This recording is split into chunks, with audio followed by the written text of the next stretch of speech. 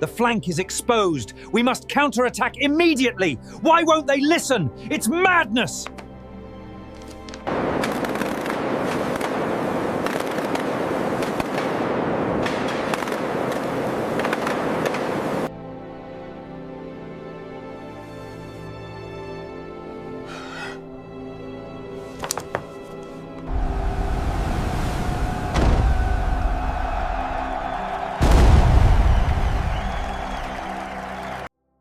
There's a moment in history, a single catastrophic miscalculation, that may have done more to seal the fate of the Third Reich than any battle, any bombing campaign, any act of resistance. It happened not on a battlefield. It happened in the minds of men who were supposed to know better. Men with resources, with agents, with technology, and with all the arrogance that comes from believing you already understand the world. What they failed to understand, what they refused to understand, was a nation of 230 million people, a continent-sized economy, a sleeping industrial giant that, once awakened, would produce weapons, ships, aircraft, and ammunition at a scale so staggering that no power on earth could match it. And when Germany's intelligence services looked at the United States of America in the years leading up to and during the Second World War, they did not see that giant. They saw what they wanted to see. They saw what their ideology told them to see. And that failure of vision, that failure of the most basic human capacity to confront reality as it actually is, cost Adolf Hitler everything. If you've ever wondered how a nation as militarily sophisticated as Nazi Germany could walk into a war it could not possibly win, stay with me, because the answer is not just about tanks and planes and production lines. It is about the human mind under pressure, about the corruption of intelligence by ideology, about what happens when the people tasked with telling you the truth are more afraid of your reaction than they are committed to facts. This is a story of how German intelligence misjudged American industrial might, and how that single, sustained, catastrophic failure helped bring the entire Nazi project crashing down. If this is your first time here, welcome. Hit that subscribe button and join us, because every week we go deep into the history that changed the world. And if you've been with us for a while, you know we don't skim the surface. We go all the way in. So let's begin. To understand the magnitude of the German miscalculation, you have to first understand what American industry actually was in 1940 and 1941. Not what it looked like from the outside, not the surface-level statistics that German analysts might have glanced at, what it was in its bones, in its capacity, in its potential, because the United States in those years was not yet at war. Its factories were not yet on a war footing. Its workers had not yet been redirected. Its engineers had not yet been tasked. Its government had not yet issued the orders that would transform the American economy into the most extraordinary war production machine in human history. And so when German analysts looked at America before Pearl Harbor, they saw a nation that appeared distracted, politically divided, militarily unprepared, and constitutionally incapable of the kind of ruthless centralized mobilization that Germany itself had undergone. They saw the strikes in the automobile industry. They saw the isolationist movement. They saw a president who couldn't even get his own Congress to agree on the basics of military preparedness. What they did not see, what they could not allow themselves to see, was what lay underneath all of that: the capacity, the raw, staggering, almost incomprehensible industrial capacity of a nation that had been building and building and building for decades, that had given rise to the assembly line, the standardized part, the factory floor stretched across acreage so vast it could swallow entire German cities. They did not see what happened when that capacity was turned fully and completely toward a single purpose. The numbers, when they finally came, were mind-bending. In 1944, the United States produced nearly 100,000 military aircraft. Let that land for a moment. 100,000 aircraft in a single year.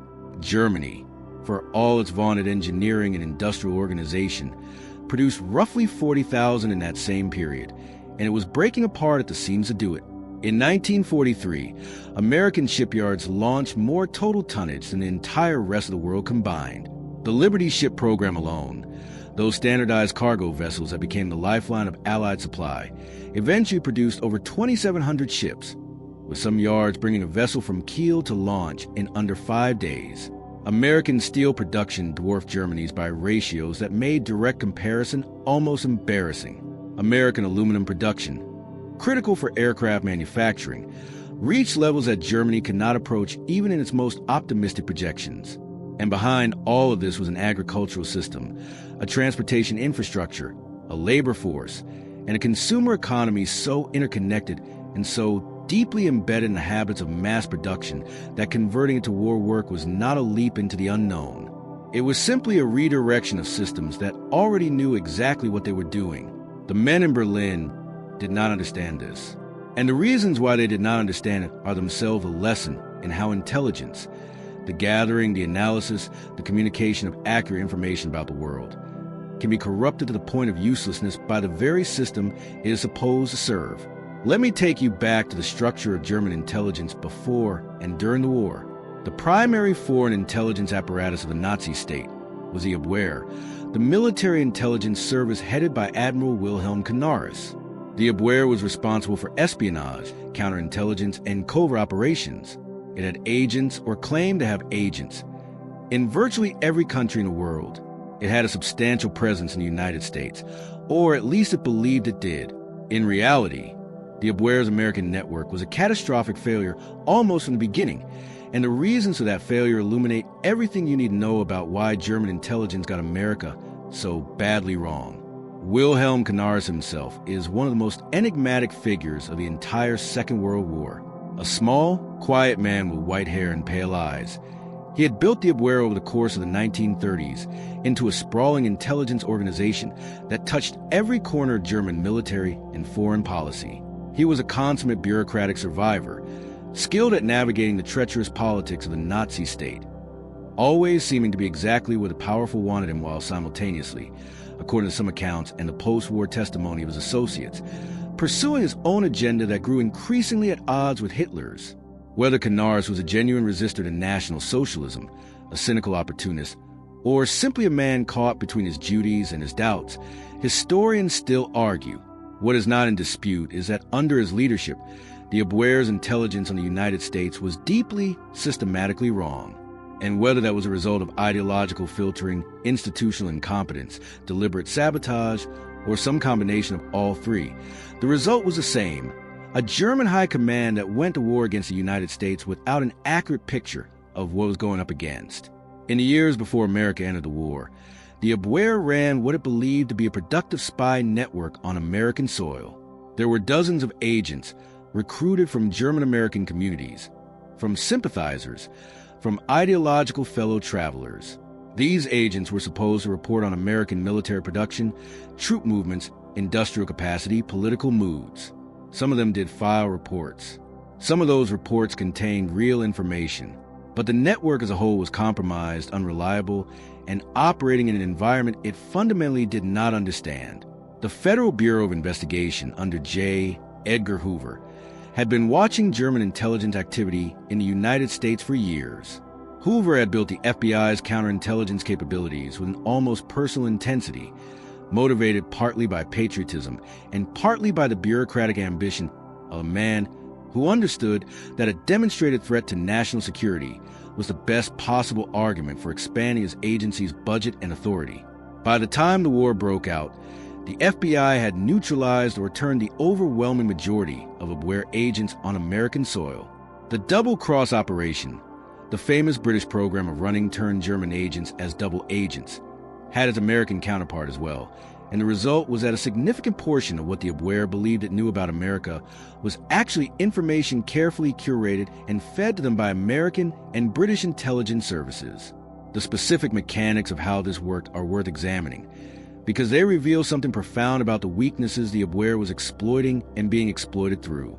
The ideal German agent in America, from the Abwehr's perspective, was a German-American with access to industrial or military facilities, motivated by ethnic loyalty or ideological sympathy, capable of moving through American society without attracting attention.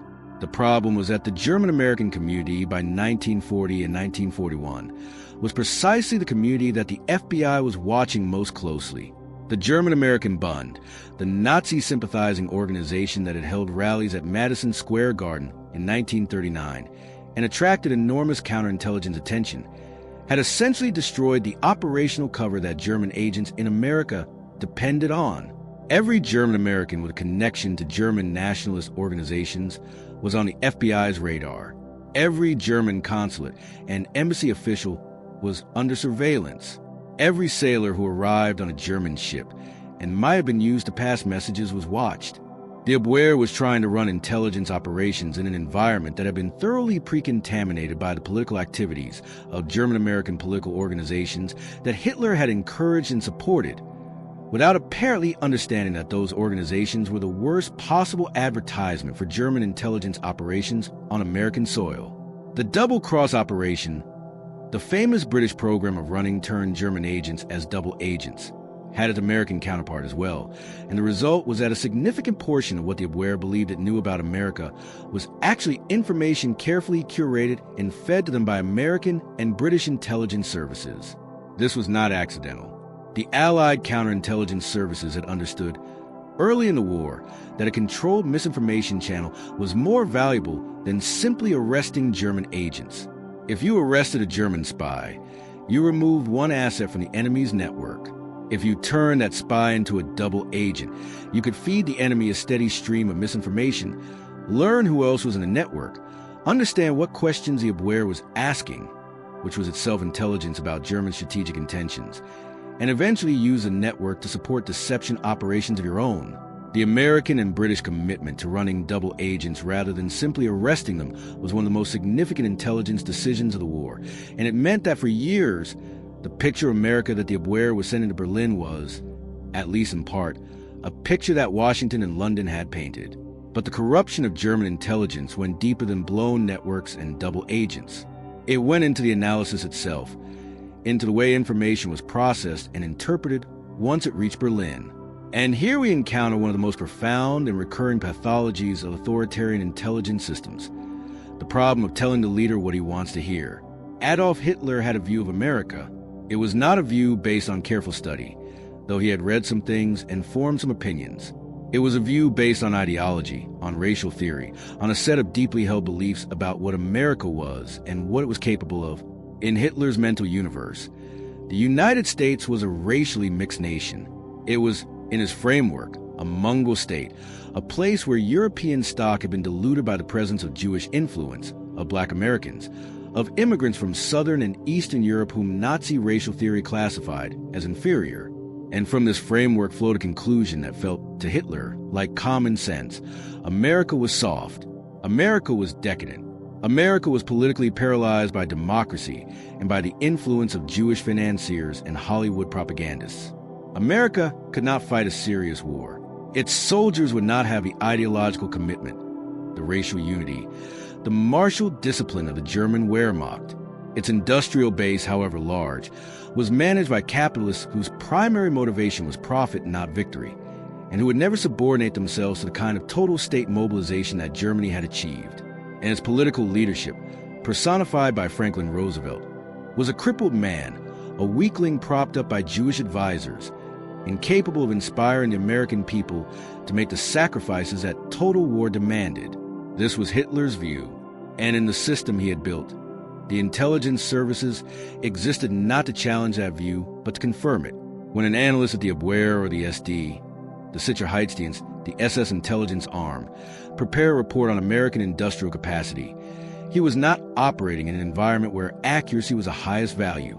He was operating in an environment where the highest value was not contradicting the Führer, where a report that said America could produce 100,000 aircraft a year might earn its author a one-way ticket to the Eastern Front, and a report that said America was politically divided, industrially overstated, and strategically relevant would be received with nods of satisfaction and filed in the appropriate drawer. You did not rise in the Nazi system by telling powerful people things they did not want to hear. You rose by confirming the beliefs they already had, and you survived by never, ever making the boss look like he had been wrong. The result was a feedback loop of catastrophic proportions. Hitler believed America was weak. His intelligence services told him America was weak. His military advisors, knowing the consequences of disagreement, either agreed or stayed silent. And so Hitler went into the most consequential decisions of his life operating on a picture of America that bore almost no relationship to the actual country that existed across the Atlantic Ocean. There is also a personal dimension to the Hitler-America relationship that illuminates the intelligence failure from a different angle. Hitler's views on America were not formed in a vacuum. He had, throughout his life, consumed certain images and narratives about the United States that shaped his understanding in ways that were both specific and distorted. He had read American pulp fiction and dime novels. He was fascinated by the American West, by the mythology of frontier conquest, by what he saw as the racial struggle between European settlers and indigenous peoples that had resulted in the domination of the continent. He saw in this history a precedent for what he wanted to do in the East, the conquest of vast territories, the subjugation or elimination of indigenous populations, the settlement of the land by a racially superior group. In this framework, America was not so much a model to emulate as a historical precedent to invoke. He admired what American settlers had done to indigenous peoples in the 19th century. He did not necessarily admire what American industry was doing to European competitors in the 20th. His view of American society was also shaped, paradoxically, by American critics of American society. He had read Upton Sinclair's muckraking journalism about the Chicago meatpacking industry, and he found in it confirmation of his view of American capitalism as a brutal, exploitative system that ground workers into poverty while enriching Jewish financiers. He was familiar with American debates about race, and he found in the American eugenics movement, which preceded the Nazi racial laws and in some respects influenced them, a kind of intellectual validation for his own ideas. He knew that American society was deeply, violently racist in its own right, that black Americans were subjected to systematic violence and legal oppression, that the promise of American democracy was grotesquely unfulfilled for large portions of the American population. And he used this knowledge not to revise a strategic assessment of American capacity, but to reinforce his contempt for American moral authority. A nation that treated its black citizens the way America treated them, he argued, had no standing to lecture Germany about its racial policies. This was morally a deeply cynical argument that ignored both the degree of American injustice and the vastly greater scale of Nazi atrocity. But it was also strategically a massive analytical mistake, because it confused moral hypocrisy with military incapacity. The injustice of American racial policy said nothing whatsoever about American industrial capability or military potential.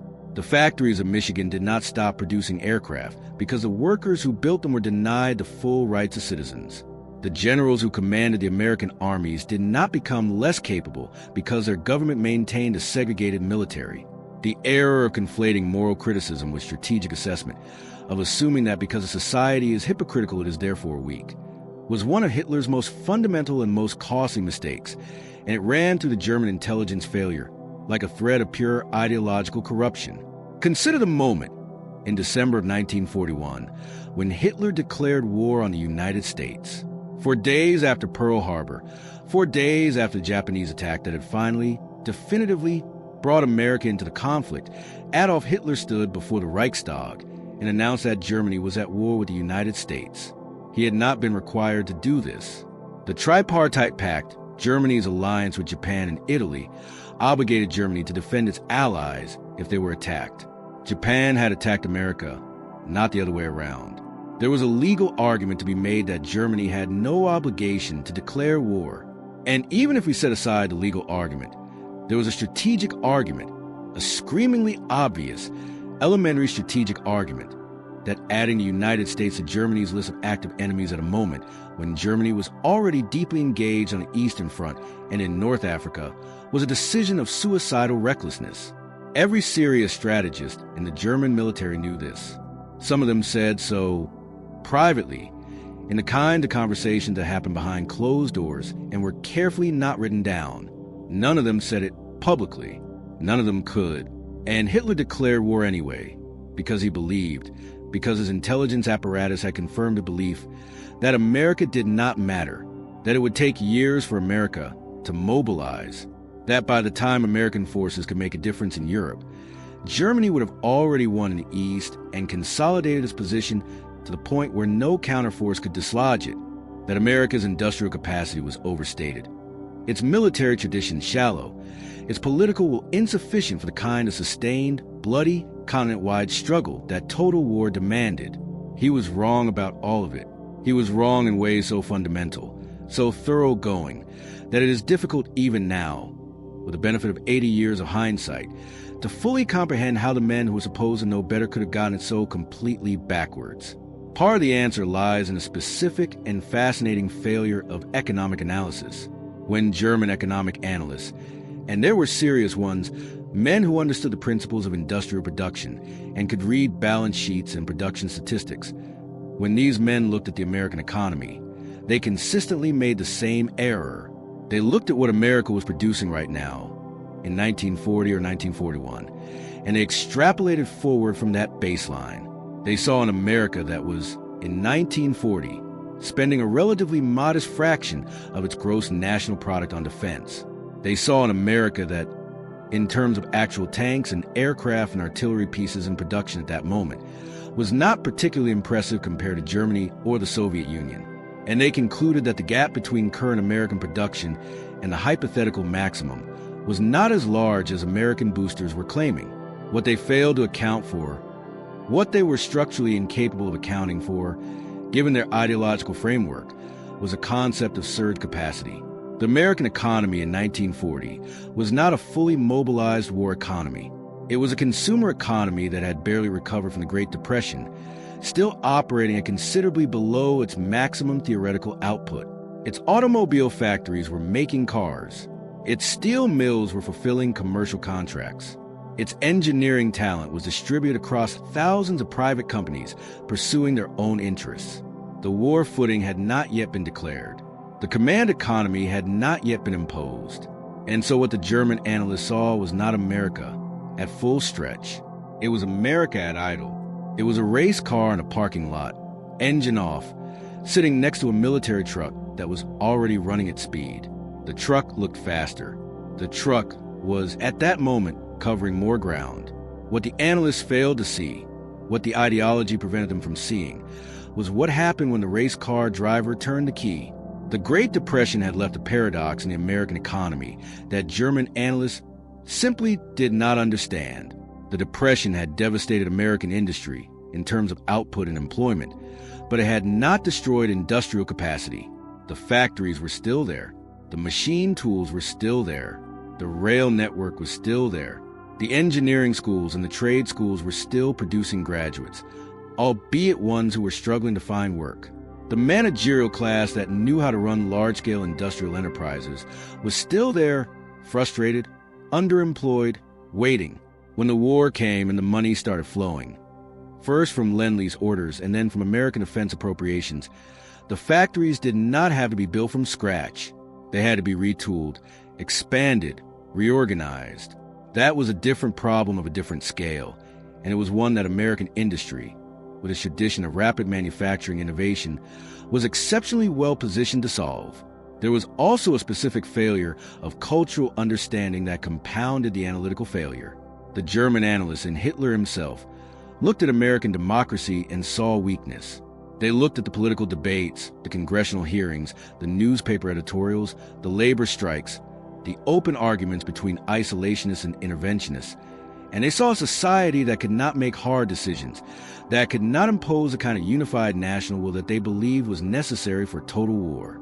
What they failed to understand, and this is perhaps the most profound irony in the entire story, was that this apparent chaos was actually a source of strength.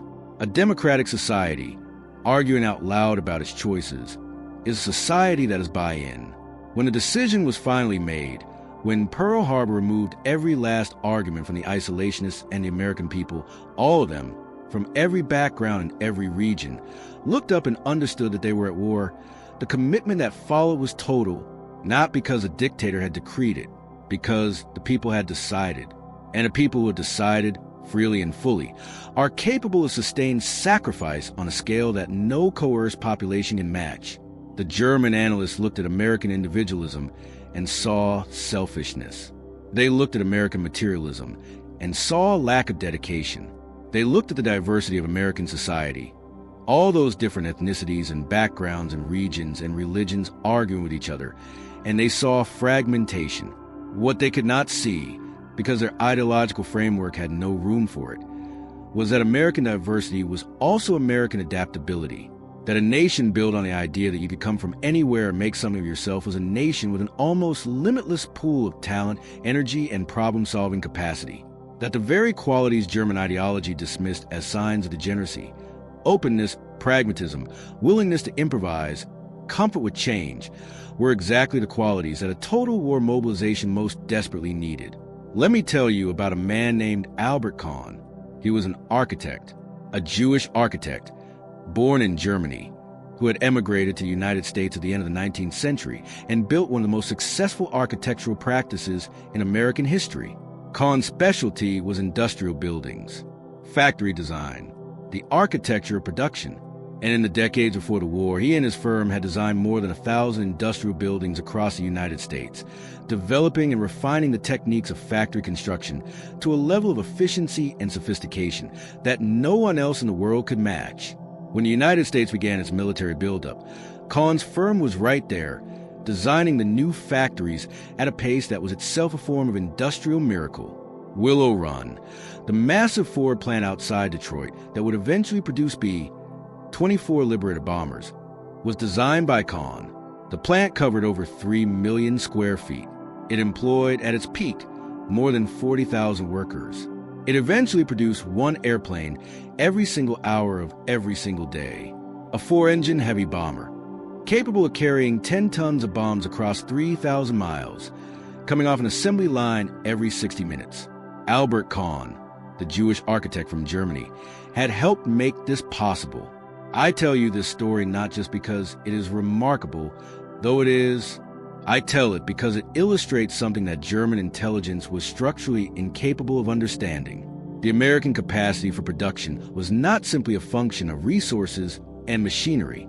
It was a function of human talent, of Jewish engineers and black factory workers and women who had never held a rivet gun before, and Italian-American machinists and Appalachian farmers who came north looking for work and found themselves operating the most sophisticated manufacturing equipment in the world. It was a product of society that, for all its profound and terrible injustices, had a degree of human mobility and meritocratic energy that no racially stratified society could replicate. And when that society was fully mobilized, when the full weight of its talent and its energy and its anger was turned against you, there was nothing on earth that could stop it. German intelligence could not see this because German ideology had told them that what they were looking at was inferior. They looked at a Ford assembly line and saw workers who were not as dedicated as German workers. They looked at a Wall Street investment bank and saw Jewish financiers manipulating a capitalist system. They looked at an American military officer corps that was, in 1941, smaller than Portugal's, and they saw a nation that had never produced serious soldiers. They looked at all of this and they filed reports that confirmed what their superiors wanted to hear. And their superiors filed reports that confirmed what Hitler wanted to hear. And Hitler went on believing that America would not matter until it was too late for anyone to do anything about the fact that it mattered enormously.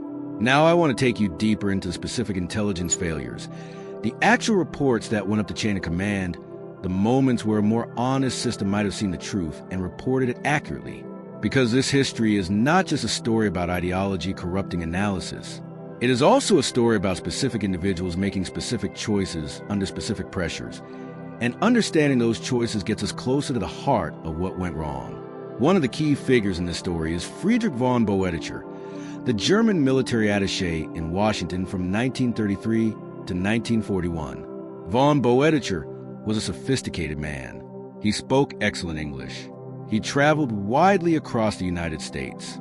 He attended military exercises, visited industrial facilities, cultivated relationships with American military officers and political figures. He had, in other words, more first-hand exposure to American reality than almost anyone else in the German intelligence apparatus. And yet his reports, hundreds of them, spanning 8 years, consistently underestimated American capacity and overstated American dysfunction. Von Boeticher was obsessed with what he saw as the Jewish and Rooseveltian conspiracy to drag America into a war against Germany. He spent an enormous amount of analytical energy identifying and cataloging what he believed was Jewish influence in the Roosevelt administration, in the American press, in Hollywood, in the banking system. Every piece of information he gathered was filtered through this lens. If an American official expressed sympathy for Britain, that was Jewish influence.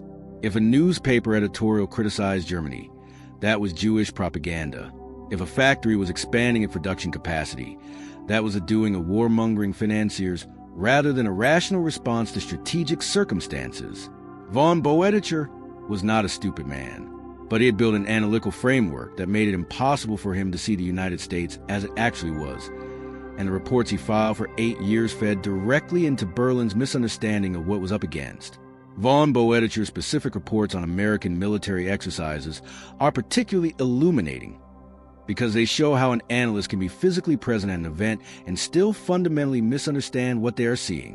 In 1941, he attended the Louisiana Maneuvers, the largest American military exercises since the First World War, involving over 400,000 troops and designed to test a new armored and mechanized doctrine that the Army had been developing since the late 1930s. By any objective standard, the Louisiana Maneuvers were a revelation of American military potential. They showed a large, enthusiastic force learning rapidly, working through doctrine in real conditions, identifying problems and solving them in real time. They showed general officers, including a relatively obscure colonel named Dwight Eisenhower, who distinguished himself in the planning role, operating with competence and energy.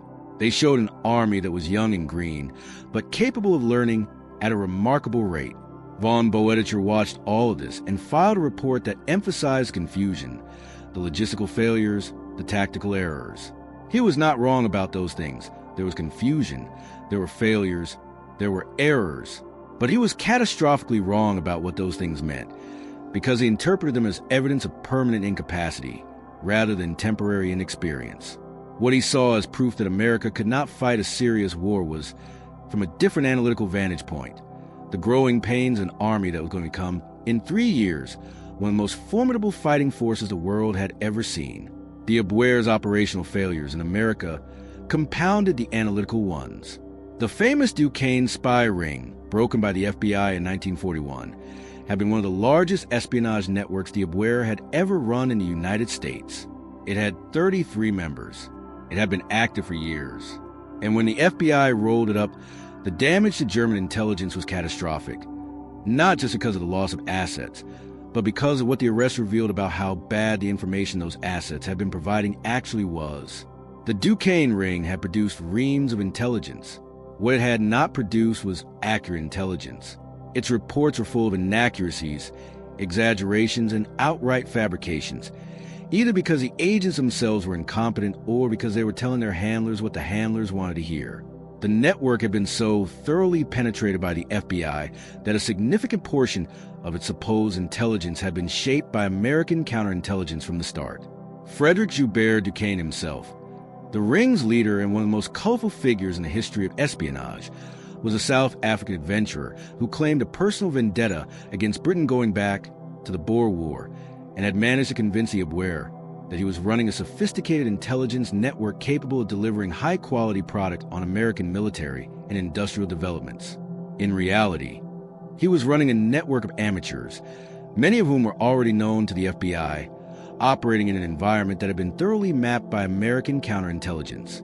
The reports the ring produced were a mixture of publicly available information dressed up as secret intelligence, outright fabrications designed to satisfy the Abwehr's appetite for product, and material that the FBI had deliberately allowed to flow through the network as part of its counterintelligence strategy.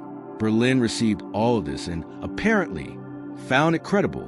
This tells you something important about the quality of the Abwehr's analytical standards, that a network producing so much false or trivial information could sustain itself for years without the handlers in Hamburg questioning whether what they were receiving was worth the resources they were expending. And when you added to this the work of one Pujol Garcia, the Spaniard codenamed Garbo by the British, who single-handedly ran a fictitious network of subagents whose reports the Abwehr trusted completely for years, you begin to understand just how thoroughly the German intelligence picture of the Western democracies had been corrupted. Garbo had fabricated an entire network of agents across Britain and the United States. He had invented their personalities, their backgrounds, their contacts, their observations. And the Abwehr, hungry for intelligence and willing to believe what they wanted to believe, had swallowed it all. The Germans were paying for intelligence that was being made up in a room in London. They were basing strategic decisions on reports that had never left the imagination of a Spanish eccentric who hated fascism and had found a remarkable way to fight it. One of Garbo's most significant contributions came in the lead-up to D-Day, when his fabricated reports helped convince the German High Command that the Normandy landings were a feint and that the main Allied invasion would come at the Pas-de-Calais, a deception that kept significant German reserves away from Normandy for critical weeks after the landings and contributed directly to the Allied breakout from the beachhead.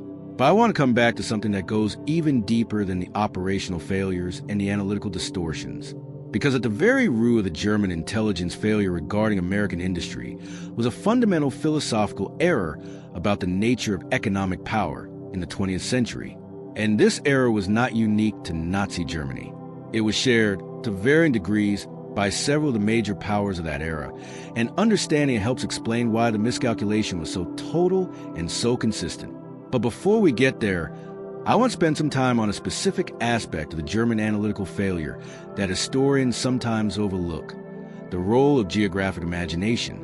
The men who ran German intelligence, the generals and admirals and party officials who read the intelligence reports and translated them into strategic decisions, were Europeans. Their mental maps of the world were European maps.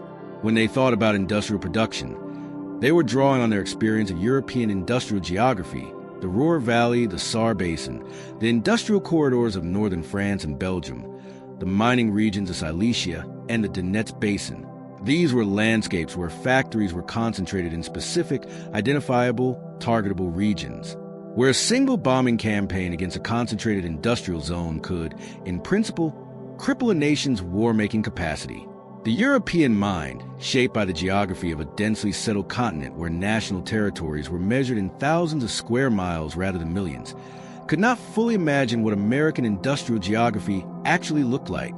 The United States was not a concentrated industrial zone. It was a continent. Its manufacturing was distributed across a territory so vast that the entire Third Reich could have been dropped into it and disappeared without touching either coast. The automobile factories of Michigan were 1,500 miles from the aircraft plants of California. The steel mills of Pennsylvania were 1,000 miles from the shipyards of the Gulf Coast. The explosive plants of the South were 1,000 miles from the rubber plants of Ohio. This geographic distribution was not accidental. It was a product of decades of economic development in a country where land was cheap, where rail connections were extensive, and where businesses had spread out to take advantage of regional resources and labor markets. For military purposes, this distribution was a form of strategic depth that European minds had no ready category for. You could not bomb American industry into paralysis the way you could theoretically bomb the Ruhr or the Donetsk Basin, because there was no single place, or even a dozen places, where American industry was sufficiently concentrated to make such a campaign meaningful. You would have needed to bomb a continent. And Germany did not have the air power to bomb a continent. German intelligence, trapped in its European geographic imagination, never fully processed this reality. The distances involved also meant something else that German analysts failed to appreciate. The American supply chain was, by necessity, the most sophisticated in the world. Moving steel from Pittsburgh to a shipyard in California, or aluminum from a smelter in Washington state to an aircraft plant in Atlanta, required logistical infrastructure of a kind that no European nation had needed to develop. American railroads, American trucking, American warehousing and inventory management. These were systems that had been building and refining their capabilities for decades, driven by the sheer practical necessity of operating at continental scale. When the war came, this logistical infrastructure was simply redirected from commercial to military purposes and performed at a level that had no European precedent. The same railroad network that had been moving consumer goods from coast to coast was now moving tanks and artillery and ammunition with an efficiency that German logistics officers, struggling to move supplies across the smaller but more difficult geography of a war-torn Europe, could only regard with astonishment. The German strategic tradition, refined to the wars of the 19th century and codified in the doctrine of blitzkrieg that had brought Germany such spectacular early victories, was built around a particular conception of military power. That conception was rooted in the quality and organization of fighting forces, in the skill of commanders, in the operational art of maneuvering masses of men and material against an opponent's weaknesses. It was a tradition that valued depth of training, excellence of leadership, sophistication of combined arms tactics. And in this tradition, the raw numbers, the sheer volume of production, were less important than what you did with what you had. Germany had beaten France in 6 weeks in 1940 with forces that were not, by the numbers, overwhelmingly superior to the French. It had beaten Poland in a month. It had swept through the Low Countries in days. These victories had reinforced the belief that operational excellence trumped industrial mass, that a smaller force of better trained, better led soldiers with better tactics could defeat a larger but less capable opponent. And this belief, which was not entirely wrong as a description of what happened in 1939 and 1940, became fatally generalized into a principle that did not apply to a war against the United States. Because what the American industrial system, once fully mobilized, was going to produce was not just more of the same. It was a different kind of war altogether. A war of material. A war where the question of who would win was answered not by the brilliance of a Guderian or a Rommel or a von Manstein, but by the grinding, relentless arithmetic of who had more. More shells, more fuel, more replacement parts, more fresh troops, more everything. The German operational tradition was a tradition built for a world where resources were limited and cleverness could substitute for mass. America was about to demonstrate, definitively and permanently, that in a war of sufficient scale and duration, cleverness runs out before mass does. The specific numbers are worth dwelling on, because they are the concrete expression of what German intelligence failed to understand. At the start of 1942, the United States had been at war for less than a month. Its military was tiny, its equipment was obsolescent, its doctrine was untested. By the end of 1944, just 3 years later, it had fielded an army of over 8 million men, was supplying not just its own forces, but those of its major allies to the Lend-Lease program, and was producing weapon systems of quality and quantity that Germany could not match. Let me give you some specific examples. In 1944, American factories produced approximately 49,000 tanks and self-propelled guns. Germany produced just over 19,000. American artillery production in that year totaled over 200,000 pieces.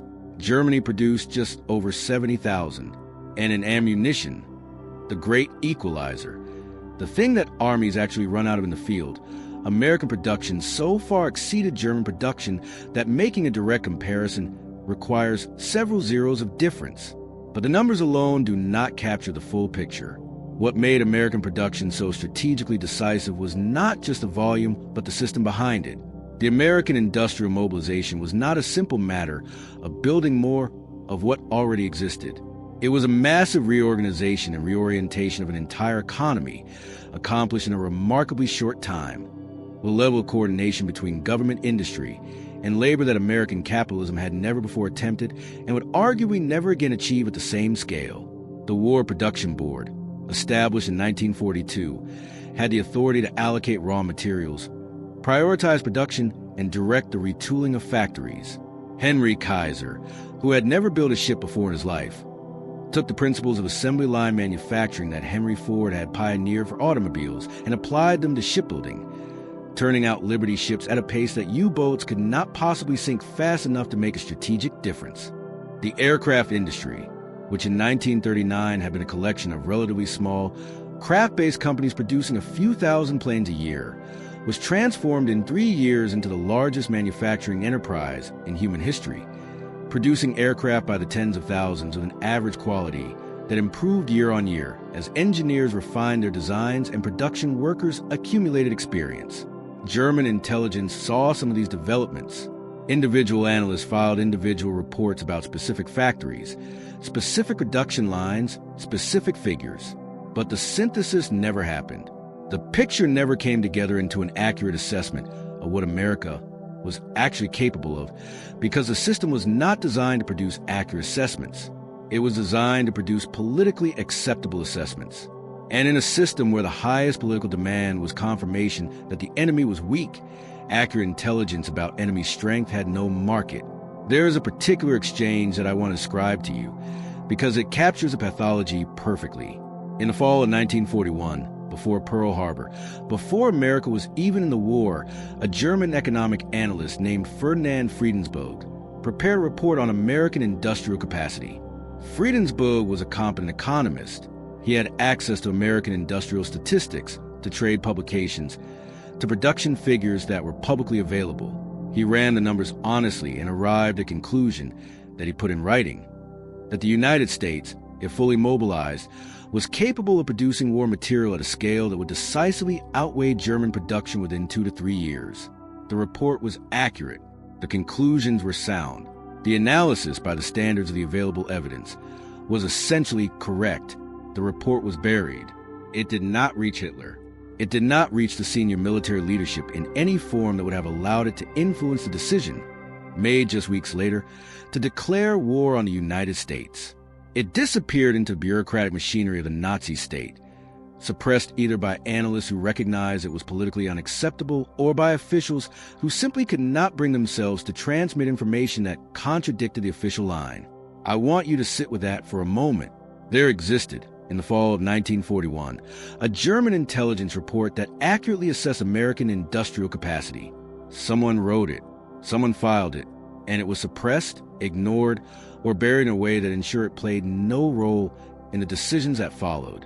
History might have been very different if that report had reached the right desk at the right time, or it might not have been, because the deeper problem was not a lack of accurate information in the system. The deeper problem was a system incapable of receiving and acting on accurate information when that information contradicted the worldview of the people at the top. You could put the truth on the desk and it would still be invisible because the eyes looking at it were not capable of seeing it. This is a lesson that reaches far beyond the specific context of Nazi Germany and American industrial production. It is a lesson about what happens to decision-making systems when they become separated from reality. When the information flow in an organization is shaped by what the people at the top want to hear, rather than what is actually true, the organization loses its ability to navigate the real world. It starts making decisions based on a model of reality that bears less and less resemblance to what is actually happening. And in ordinary circumstances, this is damaging but survivable. In wartime, against an opponent of sufficient strength and will, it is fatal. Let me take you to a different angle on this story, one that gets at the human dimension in a way that pure strategic analysis cannot. Because behind all the production statistics and intelligence failures and ideological distortions, there were human beings who understood what was happening and could not say so. Human beings who filed accurate reports and watched them disappear. Human beings who knew in their bones that Germany was heading toward catastrophe and who lacked either the power or the courage to change the course of events. And also, and this is important, human beings on the American side who understood exactly what they were building and worked with a kind of ferocious, almost religious dedication to build it as fast and as completely as possible. One of those Americans was Donald Nelson, the chairman of the War Production Board. Nelson was a former Sears Roebuck executive, a retail man, not a military man. Before the war, his biggest challenge had been managing the supply chain for a department store catalog. After the war began, he was responsible for coordinating production of everything the United States military needed to fight a two-ocean war against two of the most powerful military machines the world had ever produced. He worked 18-hour days. He fought bureaucratic battles with the military services, with individual corporations, with labor unions, with members of Congress who each had their own constituency's interests at heart. He was not a glamorous figure. He did not inspire the kind of dramatic narratives that generals do. But the system he built, imperfect, contentious, sometimes maddening in its compromises and inefficiencies, worked. It produced, and the production it generated was the artillery behind every American soldier who ever fired a rifle at a German or Japanese position. Another figure worth understanding in this context is Charles E. Wilson, the president of General Motors, who became executive vice chairman of the War Production Board and was responsible for coordinating the conversion of the American automobile industry to war production. Wilson oversaw the transformation of factories that had been making cars into factories making tanks, aircraft engines, artillery shells, and dozens of other weapon systems. The conversion was not easy. It involved retooling massive production lines, retraining workers, working through thousands of engineering problems that arose from the fundamental differences between producing a consumer automobile and producing a military weapon. But Wilson and his counterparts in the other major automobile companies, Ford, Chrysler, Studebaker, Packard, brought to the task the same managerial methods that had made American automobile production the envy of the world. They applied time and motion studies to weapons production. They standardized parts across different weapon systems to simplify supply chains. They used the statistical process control methods that American manufacturing had developed over decades to maintain quality while increasing speed. And they worked within a system, imperfect, sometimes corrupt, often contentious, that nevertheless managed to channel all of this talent and energy toward a single overwhelming purpose. There was also the question of what American workers were capable of when properly motivated and properly organized. The German analysts, many of whom had never been to America and were working from theoretical models and pre-war economic statistics, had a picture of the American worker as individualistic, undisciplined, motivated primarily by wages rather than patriotic commitment. They had looked at the labor strikes of the 1930s and concluded that American workers would not subordinate their demands to the national interest in a crisis. They were wrong. After Pearl Harbor, strike activity in American industry plummeted. Workers who had been walking picket lines months earlier were pulling double shifts in aircraft factories and shipyards. Rosie the Riveter was not just a propaganda image. She was a reality multiplied by millions. Women who had never worked in heavy industry before picking up the skills in weeks and performing work that had previously been considered exclusively male. Black workers who had been systematically excluded from the better-paying industrial jobs were hired in large numbers as the labor shortage deepened, and they proved, as any fair observer would have predicted, to be as capable and as dedicated as anyone else on the factory floor. The American workforce in wartime was not the collection of selfish, divided, racially compromised individuals that Nazi ideology had imagined. It was a workforce that, in the moment of crisis, discovered capacity for collective effort that stunned even the most optimistic American planners. Consider the specific example of the shipyard workers in Kaiser's Richmond, California facility. Before the war, most of them had never set foot on a ship, let alone helped to build one. They were farm workers from Oklahoma and Arkansas, domestic workers from San Francisco, housewives from Sacramento, young men from rural California who had never held a welding torch. Kaiser's training program took these individuals and turned them, in weeks, into qualified shipyard workers capable of performing specific tasks in construction of complex ocean-going vessels. The quality of their work, initially poor, improved rapidly as they accumulated experience and as Kaiser's engineers refined the training methods and the production processes. By 1943, the Richmond shipyards were producing ships that were not only being built faster than anyone had thought possible, but were meeting quality standards that the old line shipbuilders, with their tradition of craft production and years of apprenticeship training, had initially doubted could be achieved by such a quickly assembled workforce. What Kaiser understood, and what German industrial theorists did not, was that the American workers' adaptability and willingness to learn were themselves industrial assets of the first order. The German system valued deep craft expertise accumulated over years of apprenticeship training.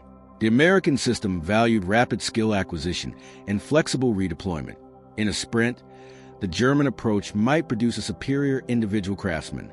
In a marathon mobilization under pressure, the American approach could produce 10 trained workers for every one the German system would have generated in the same time. And then there was the question of American engineering talent. The German assumption, again rooted in racial theory, was that German engineering was superior, that German technicians, German scientists, German designers produced weapons of a quality that American industry could not match. And here the German assumption was, in certain specific respects, actually true. German tank design produced some genuinely formidable machines, the Tiger, the Panther, that were, in one-on-one engagements, superior to the American Sherman. German rocket technology, jet aircraft technology, submarine technology were all genuinely ahead of what the Americans had in the early war period. But the German assumption then leaped from the specific technical superiority to a general conclusion that American engineering could not close the gap, and this is where the assumption broke down. American engineering in wartime was not the static thing the Germans imagined. It was a dynamic, intensely competitive, massively resourced enterprise that improved at a rate the Germans could not match precisely because it had the industrial base to translate design improvements into production quickly. The Sherman tank was inferior to the Tiger in a one-on-one engagement, but there were 10 Shermans for every Tiger, and when the 10th Sherman was still rolling off the line, and the Tiger had broken down for the third time that week because its complex mechanical systems required parts that German industry could no longer supply in sufficient quantities, the theoretical technical superiority turned into practical irrelevance on the battlefield. This dynamic, the German tendency to optimize for peak performance in individual systems while underestimating the American ability to optimize for reliable mass production, played out across virtually every weapons category. German submarines were technically sophisticated, but American anti-submarine warfare improved so rapidly, driven by massive investment in technology and training, that by 1943 the Battle of the Atlantic had turned decisively against Germany. German aircraft included some of the finest designs of the war, but they were being produced at numbers that could not absorb the attrition of fighting a force that was replacing its losses almost as fast as they occurred. German artillery was excellent, but was being outgunned by an American artillery tradition that had always prioritized volume of fire and had the industrial base to sustain it. And beneath all of this ran a current that German intelligence never adequately factored in: the American ability to learn, to take lessons from early failures and incorporate them with a speed that a more rigid, more hierarchical system could not match. Early American tank designs were mediocre. American commanders identified the problems. Engineers worked on solutions, and the replacement models were better. Early American tactical doctrine was sometimes confused and ineffective.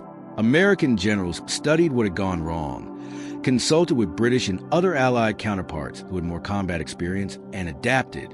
The American military in 1944 was genuinely different from the American military in 1942. More experienced, better equipped, more tactically sophisticated, more logistically capable. The Germans, fighting an attritional war on multiple fronts, with a shrinking industrial base and a dwindling supply of experienced personnel, could not improve at the same rate. The gap that had always existed in material terms was being closed in human terms as well, and the combination of the two produced an opponent that Germany simply had no answer for. The Lend-Lease program deserves its own special attention, because it represents one of the most remarkable aspects of American industrial production during the war and one of the most significant factors in the ultimate Allied victory. Under Lend-Lease, the United States supplied its allies, primarily Britain and the Soviet Union, but also dozens of other nations, with enormous quantities of military equipment, food, raw materials, and industrial supplies. The total value of Lend-Lease shipments was over $50 billion in 1940s money, a figure that is almost incomprehensible to modern sensibilities. What this meant in practical terms was that the American industrial machine was not merely equipping the American military, it was equipping the Allied armies. Soviet tank crews were fighting in American jeeps and eating American rations. British pilots were flying American-built aircraft. Australian soldiers were wearing American-made boots. The entire Allied war effort, in a very real sense, was running on American production. And German intelligence, having fundamentally underestimated American productive capacity, had also fundamentally failed to anticipate the strategic implications of that capacity being extended to all of Germany's opponents simultaneously. The Soviet case is particularly striking. Stalin, who had received warnings from multiple sources about the German invasion of June 1941 and had chosen not to believe them, was suddenly facing the most powerful military offensive ever launched against a single nation. In the opening months of the war, the Soviet Union lost staggering quantities of equipment. Thousands of tanks and aircraft in the first weeks alone, destroyed or captured as German forces drove hundreds of miles into Soviet territory. The Soviet industrial base, relocated at enormous cost and human suffering to the Ural Mountains and beyond, was producing replacement equipment as fast as it could, but the quantities were initially insufficient to make up for the losses. American Lend-Lease shipments filled the gap. American trucks, hundreds of thousands of them, gave the Red Army mobility it would not otherwise have had. American communications equipment gave Soviet commanders a degree of coordination they could not have achieved with their own production. American food supplies freed Soviet agricultural workers for industrial production. The German High Command had calculated that the Soviet Union would collapse within weeks of a major offensive. They had not calculated that even if Soviet industrial production fell far short of what was needed, an American production system they had dismissed as irrelevant would bridge the difference. The story of the American oil industry and its contribution to Allied victory is a chapter that receives far less attention than it deserves, and yet it was, in many ways, the most strategically decisive aspect of the entire industrial mobilization. Oil was the lifeblood of modern mechanized war. Every aircraft that flew, every tank that moved, every ship that sailed, every truck that carried ammunition to the front ran on oil. And the United States in 1940 was producing approximately 60% of the world's total oil supply. American fields in Texas, Oklahoma, California, and Louisiana were pumping at rates that made every other oil-producing region in the world look like a weekend operation. The infrastructure for processing that oil was massive, sophisticated, and capable of expanding its output substantially when the demand signal arrived. The German war machine, by contrast, was chronically short of oil from almost the beginning of the war. German synthetic fuel production, developed at enormous cost in the 1930s, was genuinely impressive technology, but it was never sufficient to fully supply the Wehrmacht's needs. And the natural oil fields of Romania provided a supplement, but never a solution to the fundamental problem that Germany was trying to fight a war of mechanized mobility without secure access to the fuel that mechanized mobility required. German intelligence understood this disparity in the abstract. The oil figures were not secret. American production statistics were published. The gap between American petroleum capacity and German was visible in any standard reference work on the global oil industry. What German intelligence failed to understand was the strategic implication of that disparity in the context of a long war. The assumption was, again, that the war would be short, that the operational brilliance of the Wehrmacht would produce decisive victories before the logistical arithmetic had time to assert itself. And for France, for Poland, for the Low Countries, this assumption had been correct. But the Soviet Union did not collapse in 6 weeks. It bled, retreated, and continued fighting. And with every month that the Eastern Front ground on, the German oil situation became more acute. By 1944, when the American strategic bombing campaign began systematically targeting German synthetic fuel plants and refineries, the oil crisis became existential. Aircraft were grounded for lack of fuel. Tank units could not maneuver. And all of this traced back, ultimately, to a strategic miscalculation about American industrial capacity that had been made in December of 1941. The role of American logistics in the Allied victory deserves equal attention, and it represents yet another area where German intelligence failed to appreciate what it was up against. The American military tradition had developed a sophisticated approach to large-scale military logistics that reflected both the continental scale of American geography and the organizational habits of American business. The railroads, the river systems, the road networks, all of these were assets that a mobilizing military could draw on.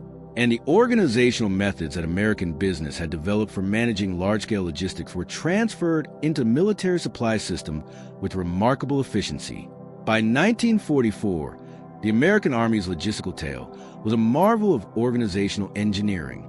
It could move millions of tons of material across an ocean, all floated on improvised beaches, distribute through a network of depots and transit points, and get to forward units in time to sustain offensive operations at a pace that German logisticians found almost incredible. The Red Ball Express, the improvised truck convoy system that kept Patton's Third Army moving across France in the summer of 1944, is the most famous example, but it was only one node in a supply network that spanned the globe.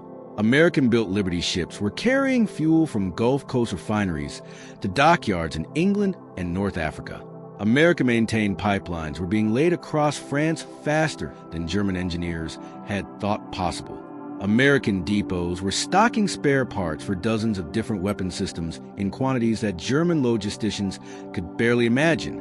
And underneath all of this was the American truck, Hundreds of thousands of them.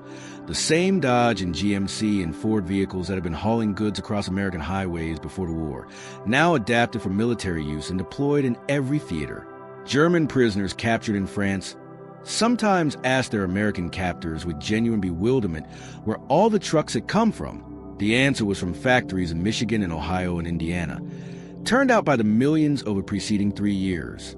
The question itself was a kind of involuntary tribute to the failure of German intelligence.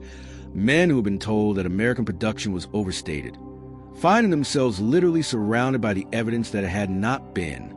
The home front dimension of the American mobilization also deserves attention, because it was a foundation on which everything else was built. The transformation of American civilian life during the war years was extraordinary. Rationing programs covered food, gasoline, rubber, and dozens of other commodities. War bond drives raised billions of dollars from ordinary citizens. Factory workers who had been earning modest wages in peacetime were suddenly earning wartime wages that allowed them to save money and invest in war bonds. The war was, paradoxically and imperfectly, a moment of significant economic advance for many Americans who had spent the Depression years in desperate poverty. And this material stake in the war's outcome, the sense that the war was not just a patriotic obligation, but a genuine economic opportunity, was one more motivating factor that German ideology had no framework for understanding. Women's participation in the wartime workforce was particularly significant and particularly overlooked by German analysis. The percentage of women in the American labor force increased dramatically during the war years, as millions of women took jobs in factories, shipyards, and defense plants that had previously been male-only domains. They drove buses and trucks. They operated machine tools. They inspected ammunition and tested aircraft instruments. They supervised production lines and managed logistics operations. And the productivity data from these facilities showed, consistently, that the women who took these jobs performed them at least as effectively as the men they had replaced. This was, to any ideologically unbiased observer, exactly what you would expect. Human beings performing tasks they are trained for and motivated to perform competently. But to a German intelligence apparatus filtered through Nazi ideology's deeply hierarchical view of human capacity, the idea that a woman operating a machine tool in an aircraft factory could produce output comparable to a male worker was essentially inconceivable. It simply did not fit within the framework.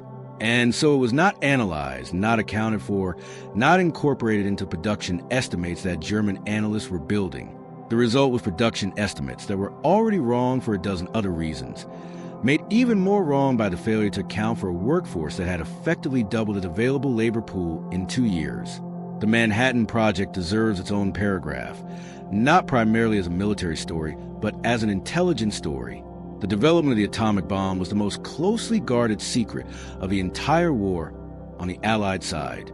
The Germans, to their credit, had recognized early in the conflict that an atomic weapon was theoretically possible. They had a nuclear research program, the Uranverein, the Uranium Club, staffed by some of Germany's finest physicists, including Werner Heisenberg. The program made progress. It might, under different circumstances, have made more, but it suffered from several critical handicaps, not the least of which was that Hitler and his circle had decided that nuclear physics was Jewish science, tainted by the work of Einstein and others who had been driven from Germany, and therefore a less promising avenue for German ingenuity than more traditional weapons development. German nuclear research never received the resources or the political priority that the Manhattan Project received in the United States. And the scientists who might have accelerated it, Einstein, Fermi, Szilard, Teller, von Neumann, were working in New Mexico and Tennessee and Chicago on the Allied side, precisely because Nazi racial ideology had driven them out of Europe. The bomb that fell on Hiroshima in August of 1945 was, in a real and specific sense, the product of the German intelligence failure. It was built by people who had been expelled from Europe by the ideology that had simultaneously blinded German intelligence to the capacity of the nation that received them. Now, I want to bring you to a moment that I think captures the full tragedy of the German intelligence failure in a single, very human scene. It is late in 1944. Germany is losing on all fronts. The D-Day landings have established a massive Allied presence in France. The Eastern Front is hemorrhaging German divisions at a rate that cannot be sustained. The Luftwaffe, which once ruled European skies, can barely defend German territory from round-the-clock bombing. Albert Speer, the Reich's armaments minister, is performing miracles of industrial improvisation just to keep some version of the German war machine running. And in this context, a report reaches the German High Command about American production figures for the previous year. The actual numbers, not estimates, not projections, not politically filtered assessments. The actual figures from American government publications and industrial reports, some of which were publicly available, compiled by German analysts who had finally been given permission to look honestly at the data. The reaction, as documented by several German officers who witnessed it, was something close to disbelief. Several of the officers present at the briefing initially assumed the figures were wrong, that their analysts had made an error, or that the American figures were propaganda inflated to intimidate. It took time, and it took the patient accumulation of corroborating evidence from multiple sources for the reality to penetrate.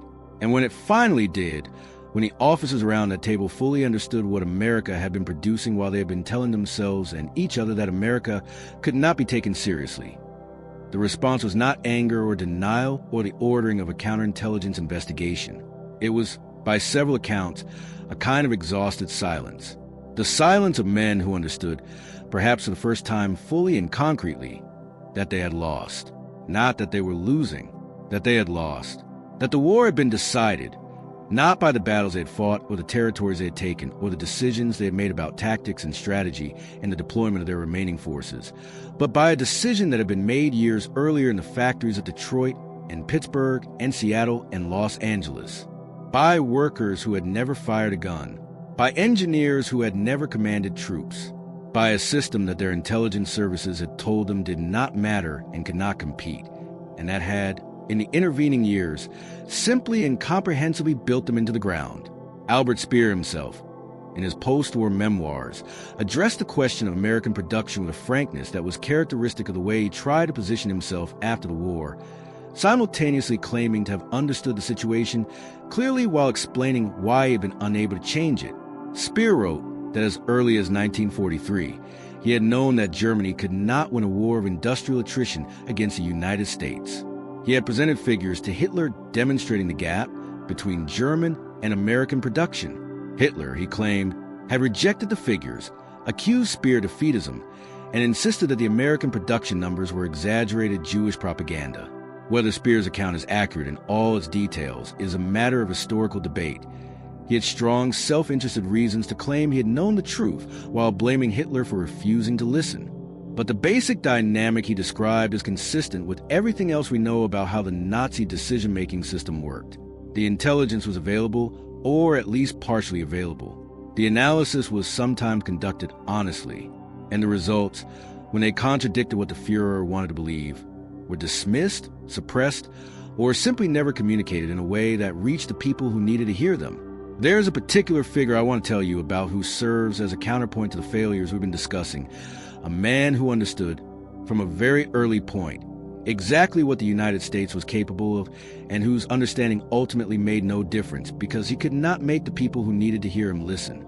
His name was Isoroku Yamamoto, and he was a commander-in-chief of the Japanese Combined Fleet, the architect of the Pearl Harbor attack, and one of the most strategically sophisticated military minds of his generation. Yamamoto had spent time in the United States as a student at Harvard and as a naval attaché in Washington.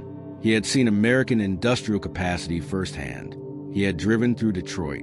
He had visited steel mills in Pennsylvania. He had looked at the oil fields of Texas. And he had come away from these experiences with a very clear understanding of what America was capable of when roused. He opposed the war with the United States. He told his superiors, repeatedly and on the record, that Japan could not win a prolonged conflict against a fully mobilized American industrial economy.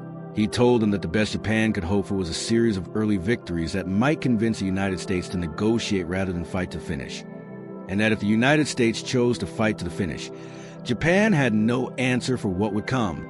He was overruled. His government, driven by its own ideological certainties about Japanese spiritual superiority and American moral weakness, chose war anyway. And Yamamoto, who had tried to tell the truth and failed to be heard, planned the Pearl Harbor attack as the best possible expression of the only strategy that gave Japan any chance at all, a crippling early blow that might create conditions for negotiation before the full weight of American production could be brought to bear. The parallel with the German intelligence failure is not exact, but it is illuminating. Both Germany and Japan, in different ways and through different mechanisms, allowed their ideological frameworks to override the evidence of what American industrial power actually represented. Both paid a catastrophic price for that failure. The difference is that Yamamoto at least understood clearly what he was facing, and said so even if he was not heard. The German intelligence apparatus did not even produce the honest assessment that could be ignored. It produced the comfortable fiction that the system wanted to hear, and everyone acted accordingly, right up until the moment when the fiction could no longer be sustained by any combination of propaganda and wishful thinking. By 1944 and into 1945, the evidence of German miscalculation was everywhere, and even the most determined optimists within the Nazi high command could not entirely suppress it. The bomber streams over Germany were now escorted by P-51s that could fly all the way to Berlin and back, and they were coming every day and every night, the Americans by day, the British by night, in numbers that the Luftwaffe could no longer meaningfully contest. The Reich was burning. Its cities were being systematically destroyed. Its oil refineries were being hit repeatedly, creating fuel shortages that grounded aircraft and immobilized tanks and stalled the entire logistics chain. And still the bombers came, replacements for every loss arriving from factories that had long since exceeded any production projection German intelligence had made. The American 8th Air Force alone, by the end of the war, had grown to a force of over 200,000 men and nearly 4,000 aircraft. The entire Luftwaffe, at its peak, had never fielded that many planes. The scale of the American commitment, the depth of its resources, the relentlessness of its production, all of it represented the vindication of everything that Friedrich von Boeticher had dismissed, that Hitler had ridiculed, that the German intelligence apparatus had failed to see and failed to report and failed to prepare for. The specific story of Kaiser's shipyards is worth a few more minutes, because it illustrates the American approach to production problems in a way that gets at something essential about the nature of the mobilization. Henry Kaiser had made his reputation building dams, the Grand Coulee, the Hoover, massive infrastructure projects that required coordinating thousands of workers, millions of tons of material, and extraordinarily complex logistics. When the war came, Kaiser looked at the problem of building cargo ships and applied the same approach he had used to build dams. He broke the construction process down into standardized, prefabricated components that could be manufactured in different locations and assembled in the yard. He trained workers in specific tasks rather than try and develop all-around craftsmen, which allowed him to use unskilled labor effectively. He adopted welding instead of riveting, which was faster and required less specialized skill. And he organized the entire production flow with the kind of obsessive attention to bottlenecks and inefficiencies that had previously been the province of automobile manufacturing. The results were staggering. At its peak, Kaiser's Richmond shipyard in California was launching a completed Liberty ship every 10 hours. The SS Robert E. Peary was built in 4 days, 15 hours, and 26 minutes, a record that was partly a publicity stunt, but also a genuine demonstration of what the system could do when pushed to its absolute limit.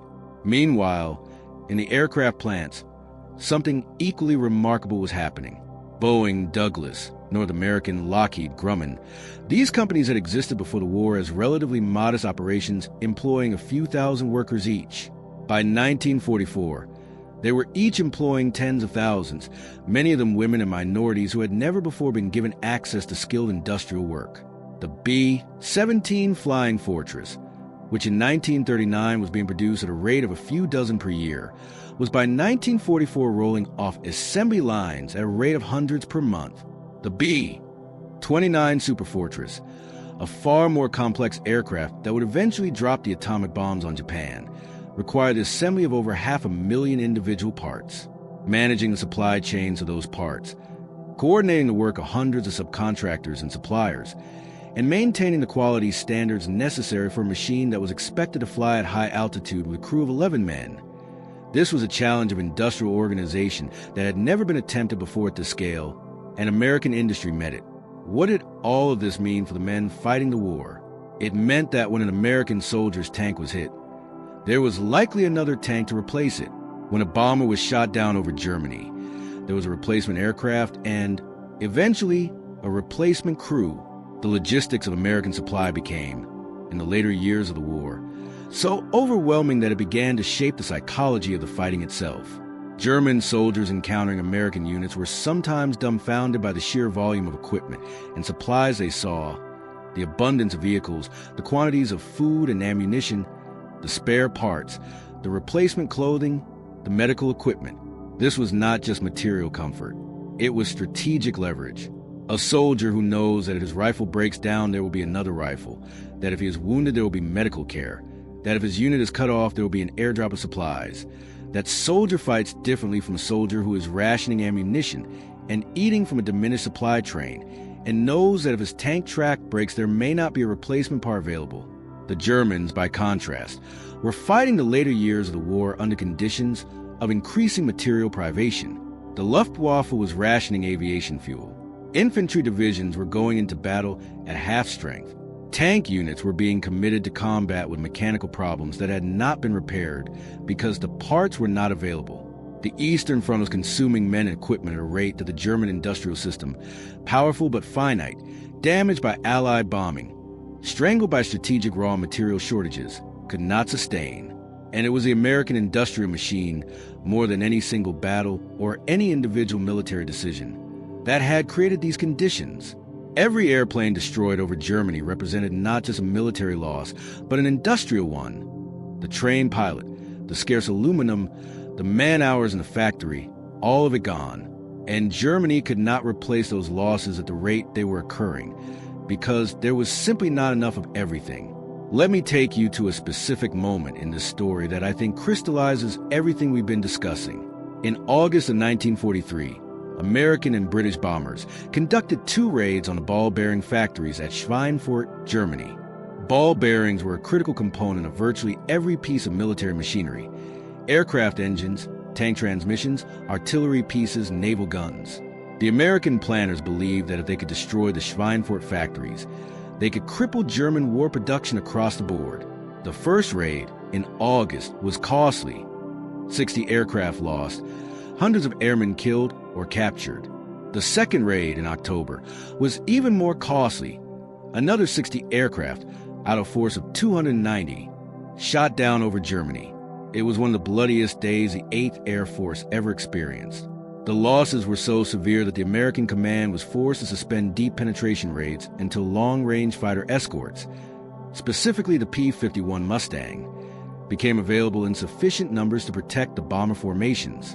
The raids on Schweinfurt seemed, at the time, to demonstrate the limits of what strategic bombing could achieve. But here's the thing about Schweinfurt that gets at something deeper about the industrial war. The German ball-bearing industry did suffer significant damage from these raids. Production fell. The effects were felt across German industry, though perhaps not as catastrophically as the American planners had hoped. And Germany adapted. It dispersed its ball-bearing production. It found substitutes for some applications. It managed a shortage through improvisation and organizational flexibility. The lesson the Germans drew from Schweinfurt was that their industrial system was resilient. What they failed to notice, what their intelligence system failed to process, was what was happening on the other side of the Atlantic while all of this was going on. American bearing manufacturers, responding to the war demand, had massively expanded their production capacity. American industry was producing ball bearings at a rate that made the entire Schweinfurt complex look like a boutique operation. The stranglehold that German planners feared, the knockout blow to a critical industrial choke point, had been rendered largely moot not by German industrial resilience, but by American productive abundance. This is perhaps the deepest irony of the entire story. The German intelligence and planning system was, in many respects, a sophisticated and serious enterprise. The men in it were not fools. They had access to real information. They had trained analytical minds. They had institutional resources. But their sophisticated analysis of specific vulnerabilities and specific production choke points was built on a foundation of assumptions about American capacity that was fundamentally wrong. They were solving the right problems in the wrong system. They were asking how to strike at American industrial weak points, while assuming an American industrial baseline that was off by an order of magnitude. It was like a chess player who had memorized all the openings and studied all the endgames, playing against an opponent who had, while the first player was studying, quietly added 3 extra queens to the board. There is one particular dimension of the American industrial story that I have not yet fully addressed, and it deserves its own space in this narrative. That is a role of scientific and technical research, the basic and applied science that underpinned American weapons development throughout the war, and that represented another area where German intelligence systematically underestimated what it was facing.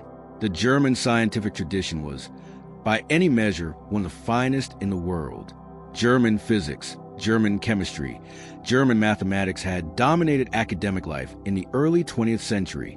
The names are a testament to it: Einstein, Bohr, Heisenberg, von Neumann, Meitner. And then something strange and terrible happened. The Nazi regime, driven by its racial ideology, expelled or drove into exile a significant fraction of the greatest scientific minds in the world.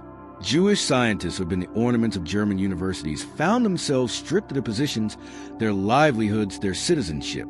Many of them went to America, and when they arrived in America, they found universities and research institutions willing to employ them, government programs willing to fund their work, and eventually military programs willing to harness their genius in the service of winning the war. The Manhattan Project is the most famous example, but it was not the only one. The radar program, which gave the Allies an enormous tactical advantage across every theater of the war. The Operations Research Program, which applied mathematical and statistical methods to problems of military logistics and tactics in ways that had never been attempted before. The Cryptography Program, which combined human intelligence with mechanical and electrical computation to break German and Japanese codes, and provided the Allies with a strategic intelligence advantage they maintained throughout the war. All of these programs were staffed, in significant part, by scientists who had been educated in Europe, often in Germany, and who had come to America as refugees from Nazism, the regime that prided itself on racial purity had, through its own ideology, handed its enemies some of the finest scientific minds the world had ever produced. And German intelligence, looking at American science through its ideological lens, saw a nation of pragmatic engineers and commercial tinkerers rather than the extraordinary concentration of intellectual talent that was actually assembled in American laboratories and universities by 1942 and 1943. The fall of 1944 brought a moment of almost unbearable clarity for the handful of German officers who had been trying to see reality clearly. The Ardennes Offensive, what Americans call the Battle of Bulge, was Germany's last strategic gamble.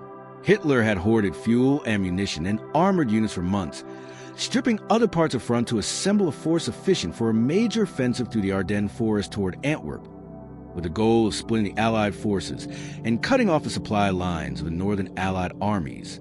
It was a bold plan. It caught the Americans by surprise initially. It achieved tactical success in the first days that led Hitler to believe, momentarily, that the gamble might pay off. And then the American industrial machine asserted itself, as it always did. The Allies had reserves. They had replacement equipment. They had the fuel and ammunition to sustain the counterattack that eventually rolled back every German gain. The Bulge was eliminated. The German units that had made the attack were shattered, their armored strength consumed, their fuel expended. There was nothing left to replace them. The gamble had failed, not primarily because of tactical brilliance on the Allied side, though there was that, but because Germany had bet on a hand it could not sustain against an opponent who had the resources to absorb the blow and keep coming. There's a particular officer I want to tell you about, a man whose story encapsulates everything this history is really about. His name was Erich Detlefsen, and he served on the German General Staff in the later war years. Detlefsen left behind a fragmentary memoir that was discovered decades after his death, and in it he wrote with a clarity that is almost painful to read about the specific moment when the full weight of the German intelligence failure came home to him. He described receiving a briefing, late in 1944, that included actual American production figures compiled from publicly available American government sources. He described reading the numbers and experiencing what he called a kind of vertigo, as if the ground had shifted beneath him, and he was suddenly seeing the entire war from a completely different elevation. He had known intellectually, that America was a large and productive country. He had heard, in the abstract, that American production was substantial, but he had been receiving briefings for 3 years that consistently placed American production within ranges that, while impressive, did not seem strategically decisive. And now, reading the actual figures, he understood that those briefings had been wrong. Not marginally wrong, not off by a significant fraction, but wrong by a factor that changed the entire meaning of the war. America had not been producing somewhat more than Germany. It had been producing in a completely different order of magnitude, in numbers that made the question of who would win a war of attrition not uncertain, but mathematically predetermined. Lefson wrote about the faces of the other officers in the room as the briefing proceeded. The careful neutrality that professional military men cultivate. The trained absence of visible emotion that distinguishes a professional from a civilian. He wrote about watching that neutrality erode very slowly as the figures accumulated and the implications became unavoidable. He wrote about a general he did not name who set down his pencil very precisely in the middle of the briefing and did not pick it up again. He wrote about the silence at the end, a silence that he described as qualitatively different from the ordinary silence of a room where a briefing has concluded. It was, he wrote, the silence of men who had been carrying a weight they did not fully understand until the moment it was lifted, and who found, in the lifting of that weight, not relief but grief, because the weight had been a hope that they had been wrong, that the official picture had been an underestimate, that somewhere in the fog of war there were factors that would change the arithmetic. And in that room, reading those figures, the last possibility of that hope was extinguished. This is one of the most important psychological documents from the German side of the Second World War, precisely because it describes, from the inside, the experience of a system finally confronting the reality it had been systematically avoiding. Lefson does not blame Hitler in the memoir, at least not explicitly. He does not name the specific analysts who have been filing the wrong figure for years. He does not engage in the post-war game of attribution, an excuse that consumes so many German officer memoirs. He simply describes what it felt like to be a professional intelligence consumer in a system that had been feeding him lies, and what it felt like when the lies finally gave out. It felt, he wrote, like waking up in a burning building. Everything familiar, suddenly transformed by a single terrible fact that made the familiar unrecognizable. The bombing of German cities, the physical, visible, daily destruction that rained down from those American and British aircraft was, in a sense, the most honest communication the German people received about the state of the war during its final years. Goebbels' propaganda machine could paper over battlefield reverses, could explain retreats as strategic repositioning, could frame defeats as victories delayed, could maintain a surface of official optimism long after any informed observer would have conceded the reality. But the bombers were beyond the reach of propaganda. They flew over Berlin and Hamburg and Dresden and Cologne in streams so thick they darkened the sky, and no propaganda minister could explain that away as something other than what it was. These were the products of those factories that German intelligence had told the German people were overstated, overrated, incapable of producing at the scale claimed. And they were there, overhead, every night and every day, delivering the evidence of German intelligence's failure in a form that no one below could miss. Every German civilian who looked up and counted the contrails was conducting their own private intelligence assessment, and the conclusion was always the same. The Luftwaffe's collapse in the face of the sustained campaign is itself a story of what happens when the gap between institutional assumption and operational reality becomes unbridgeable.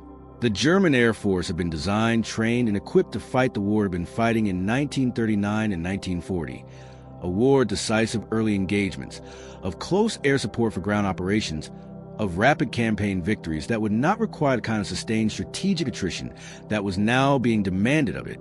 The long-range strategic bombing force that the Allies had built, and that had cost enormous resources to assemble and train and sustain, had no real German equivalent, partly because German strategy had never planned to need one, and partly because German intelligence had never produced the assessment that would have told German planners that they would one day need to bomb American factories into submission. They had not needed to think about that problem because, in their assessment, America was not going to be a serious strategic factor. The absence of a German strategic bombing doctrine capable of reaching American production was not an oversight. It was a logical consequence of the intelligence assessment that said American production was not something that needed to be destroyed because it was not something that could threaten Germany in the first place.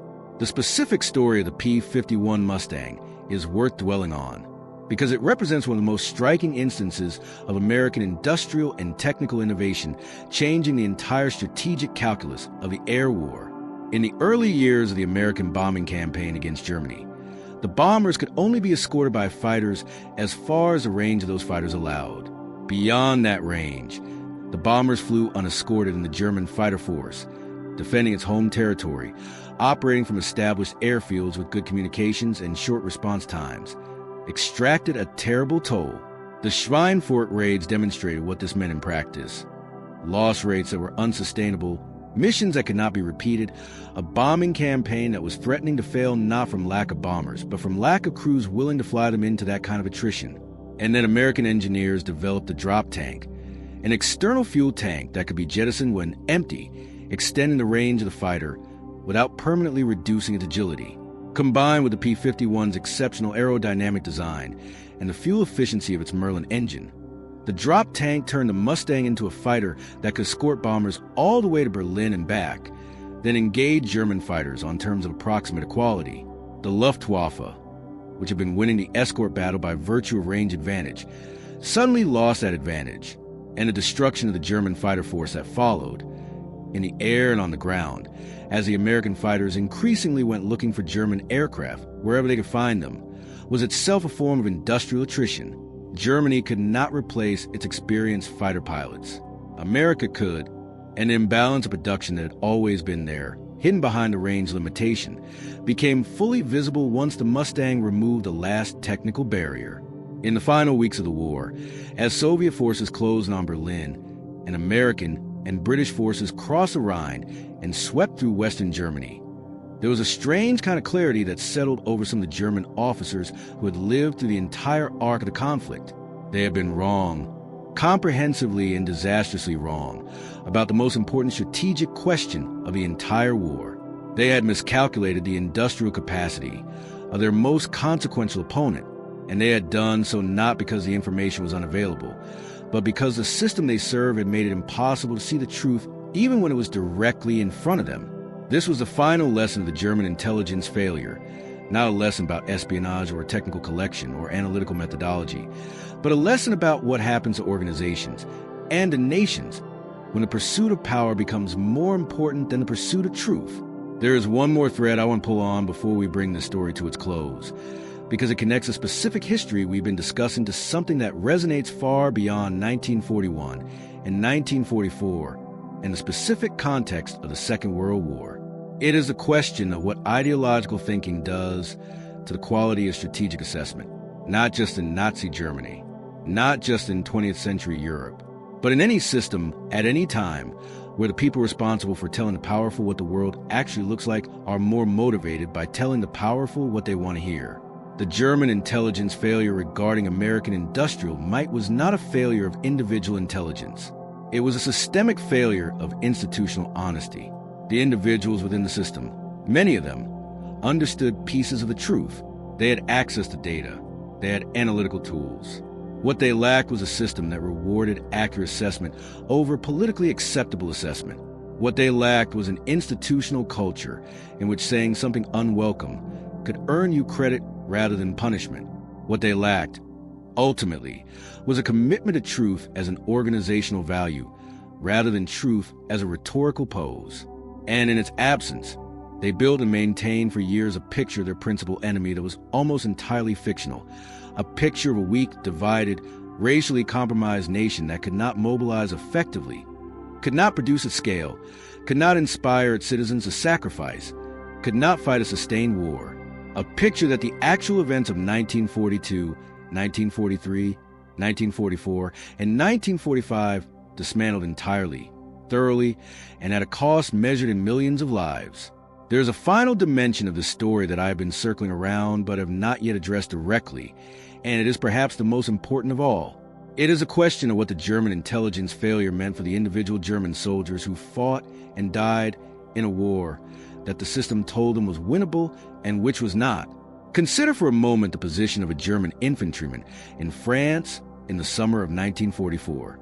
He has been told, through official channels and through the culture of the Wehrmacht and through the propaganda of the regime he serves, that Germany is fighting a war it can win, that the Wunderwaffe, the wonder weapons of V-1 and V-2 rockets, the jet aircraft, the new submarine designs will change the balance. That American production capacity has been exaggerated by enemy propaganda. That the German soldiers' fighting quality will ultimately overcome the temporary numerical disadvantage. He believes this, or parts of it, because he has no access to any other picture of reality. The intelligence failure is not just an elite problem, a failure of generals and analysts and ministers. It is a failure that filters all the way down to the individual soldier who is asked to fight and die based on assessment of the strategic situation that is fundamentally, irreparably wrong. That soldier, 19 years old, perhaps, or 25, conscripted or volunteered, motivated by patriotism or ideology, or simply by the social pressure of his community, is fighting with genuine courage and genuine skill in the service of strategic lie. He is being told that if he holds his position, if his unit destroys that tank regiment, if his company takes that village, the situation will turn. What he is not being told is that for every tank his unit destroys, the American production system has already produced 3 replacements. That for every American soldier killed or wounded in the battle for that village, the American training system has already graduated a replacement. That the arithmetic is not close, has never been close, and that the intelligence system that is supposed to be telling his government the truth has been systematically telling it comfortable fiction for 3 years. He is brave and he is skilled and he is dying. And the decision that put him in that position was made by men who did not know what they were doing because they had built a system that would not tell them. This is the human cost of the intelligence failure, and it is a cost that tend to get lost in the strategic and analytical narrative. We talk about production figures and intelligence assessments and strategic miscalculations, and those are all real and important things. But underneath all of them are individual human beings whose lives were determined by those failures. German soldiers who were sent to fight in a war that could not be won. German civilians who were told, until the bombs were literally falling on their homes, that the situation was under control. German families whose sons and husbands and fathers were consumed by a war machine that had been built on a foundation of self-deception so profound that when the truth finally arrived, there was nothing left to do with it but survive it. The post-war reckoning with these questions was complicated and in many ways incomplete. Germany rebuilt. Its democracy took root and eventually flourished. The Marshall Plan, funded by American production capacity that was now redirected toward reconstruction rather than destruction, helped rebuild the German economy on a foundation that made future wars of this kind structurally impossible. But the intellectual reckoning, the serious engagement with how the intelligence failure had happened, how the system had been corrupted, how honest men had been systematically prevented from communicating honest assessments, that reckoning was partial and slow. Some German officers and officials wrote memoirs that addressed the question with varying degrees of honesty. Academic historians eventually produced serious scholarship on the Abwehr's failures and the analytical pathologies of the Nazi intelligence system. But the full picture took decades to assemble, and in some respects is still being assembled, as archives from multiple countries are slowly opened, and as the specific mechanisms of information suppression become clearer in retrospect than they ever were to the people living through them. What we can say, with the benefit of that retrospective clarity, is that the German intelligence failure regarding American industrial power was not an accident. It was not bad luck or an understandable failure of prediction in conditions of genuine uncertainty. It was a predictable outcome of a system that had been built to produce acceptable assessments rather than accurate ones, and that had been operating according to that design consistently for years before the specific question of American industrial capacity ever arose. The failure was baked in. It was structural. It was an inevitable product of a governance system that had eliminated the feedback mechanisms, honest analysis, open debate, protected dissent, that are the only reliable safeguards against catastrophic strategic error. The production lines are quiet now. The factories where Liberty ships were assembled have been repurposed or demolished. The women who riveted aircraft wings have grown old and died, their contributions honored eventually after decades of neglect. The German officers who sat in that room and read the production statistics in appalled silence have long since passed from the world. But the story they represent, the story of what happens when a powerful system separates itself from reality and builds its decisions on ideology rather than evidence, that story is not past. It lives in every organization that rewards people for saying what the boss wants to hear. It lives in every institution where honest assessment is punished and comfortable fiction is rewarded. It lives in every moment when a human being looks at evidence that contradicts their preconceptions and chooses, consciously or unconsciously, not see it. Germany's industrial intelligence failure was not just a military catastrophe. It was a moral one. It was a failure of a society to insist at every level that the people entrusted with understanding reality be held accountable to what is actually real. And the price of that failure, paid in the ruins of German cities, in the graves of German soldiers who died in a war that could not be won, in the suffering of millions of people across Europe and the world, was the price of choosing the comfortable lie over the difficult truth. The American industrial mobilization of World War II stands as one of the most remarkable achievements in the history of human civilization. It also stands as a mirror held up to everything that German intelligence failed to see. Not because Americans were better people, not because American industry was inherently superior, but because American institutions, for all their profound flaws and injustices, had a kind of structural commitment to the real, a culture of pragmatic problem-solving, of learning from failure, of valuing results over ideology, that proved, in the crucible of total war, to be worth more than all the operational brilliance and technical sophistication that Germany's military tradition had produced. What would it have taken for the German intelligence system to get America right? The question is worth asking, not as an exercise in counterfactual fantasy, but because it illuminates what honest intelligence actually requires. It would have required, first, an analytical culture that valued accuracy over acceptability, that protected the careers of people who delivered unwelcome assessments and punished the careers of people who inflated or distorted their findings to fit political expectations. It would have required, second, a genuine diversity of analytical perspectives, people with real first-hand knowledge of America, people who had lived and worked there, people who brought frameworks other than European ideological ones to the question of what America was and what it was capable of. It would have required, third, a leadership willing to hear things it did not want to hear, willing to update its strategic picture when the evidence demanded it, willing to say we were wrong about this and we need to recalibrate. None of these things were available in the Nazi system. The culture of the regime made honest assessment structurally impossible. The ideological uniformity of the analytical core made genuine intellectual diversity impossible. And Hitler, the leader who had to be sold on any strategic recalculation, was constitutionally incapable of admitting error. He had built his entire political identity on the claim of infallible genius. And that identity required a reality that conformed to his expectations rather than expectations that conformed to reality. The intelligence failure was not separate from the character of the regime. It was an expression of it. The American intelligence system, for its part, was not perfect. It had its own failures, Pearl Harbor being the most obvious and catastrophic, and its own tendencies toward confirmation bias and institutional resistance to unwelcome assessments. The Office of Strategic Services, the wartime predecessor to the CIA, was building its analytical capacity essentially from scratch during the war years, drawing on academics and lawyers and bankers and others who were intelligent and energetic but had no prior intelligence experience. There were real failures of analysis, real missed signals, real moments when the picture being fed to American decision-makers was distorted by one form of bias or another. But the American system had, baked into its institutional culture, mechanisms that the German system lacked, mechanisms for challenge and review, for alternative analysis, for the kind of structured dissent that prevents any single perspective from becoming unchallenged orthodoxy.